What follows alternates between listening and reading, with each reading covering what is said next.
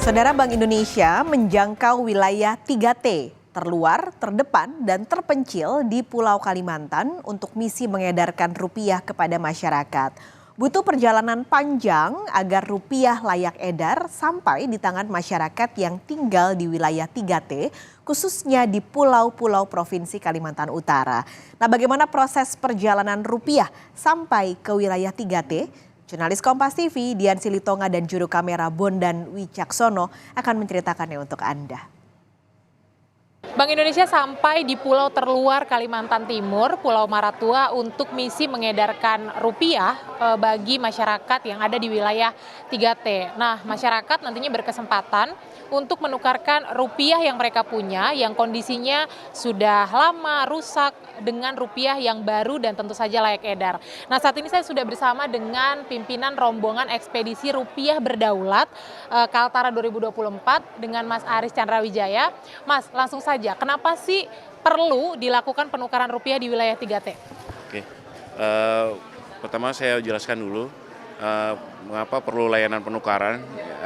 Sesuai amanat Undang-Undang Nomor 7 Tahun 2011 bahwa Bank Indonesia itu ada 6 fungsi di kegiatan pengelolaan uang rupiah.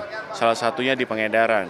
Nah, untuk menjalankan fungsi pengedaran tersebut, Bank Indonesia memiliki layanan penukaran, yaitu layanan kenapa layanan penukaran, yaitu untuk menjamin uang tersebut layak edar dalam jumlah nominal yang sesuai dan pecahan yang sesuai, nominalnya cukup dan pecahan yang sesuai dan tepat waktu, sehingga dengan layanan penukaran tersebut masyarakat dapat memiliki uang yang layak edar.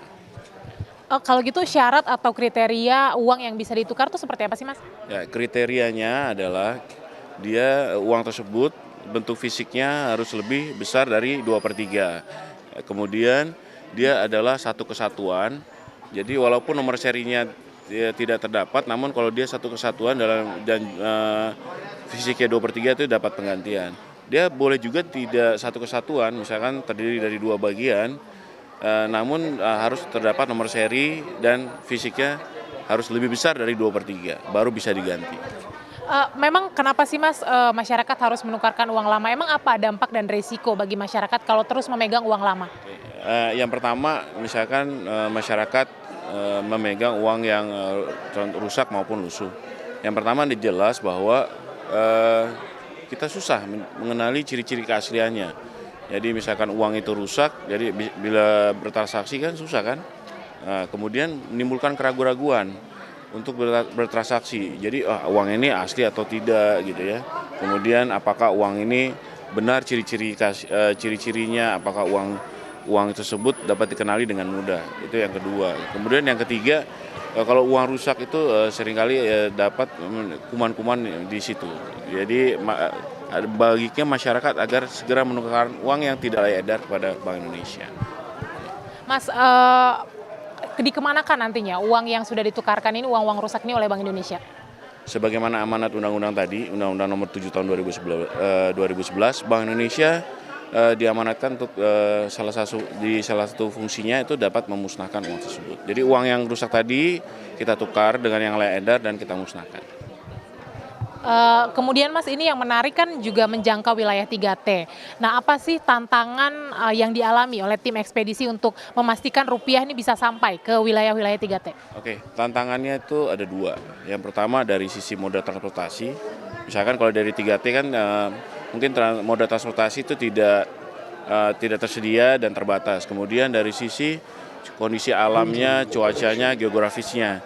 Nah, dengan adanya 2 tantangan tersebut, maka Bank Indonesia menginisiasi ekspedisi rupiah berdaulat ini bekerja sama dengan TNI AL. Nah, untuk tahun ini, tahun 2024 ini, Bank Indonesia bekerja sama dengan TNI Angkatan Laut melakukan ekspedisi rupiah berdaulat di 18 provinsi dan kita akan mengunjungi 90 pulau-pulau 3T. Demikian. Jadi tantangan tadi akses transportasinya ya Mas ya. Oke, terima kasih Mas Aris sudah bercerita dengan Kompas TV. Selamat bertugas kembali. Ya, tidak hanya mengedarkan rupiah, tapi Bank Indonesia juga bermisi untuk mengedukasi masyarakat yang berada di wilayah tertinggal, terpencil dan juga terluar supaya masyarakat ini bisa betul-betul mengenali rupiah sehingga tumbuh rasa paham, kemudian juga bangga dan cinta terhadap rupiah yang menjadi simbol kedaulatan bangsa. Dian Silitonga, Bondan Wicaksono, Kompas TV, Kalimantan Timur.